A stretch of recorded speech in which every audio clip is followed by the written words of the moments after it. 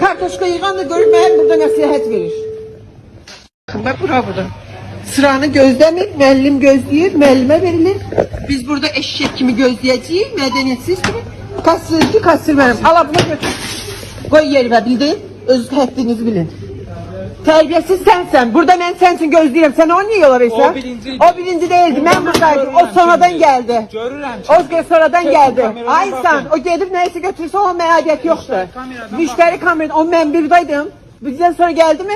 Görsen ben onları gözlüyorum. Onlara gözlemedin. Sen götürsen cama müəllim. Müəllim nedir? Məktəbdir bura. Ben resmi de olmur, müəllim olmur, bey olar, xanım olar. Bildiniz, siz de həddinizi bilin. Neyəsə göre keçmeyin, müəllim yoxdur. Sizə qarşı nəsə? Həddinizi, ben burada sırada gözləyirəm. Niye gözləməliyəm? Niye gözləməliyəm?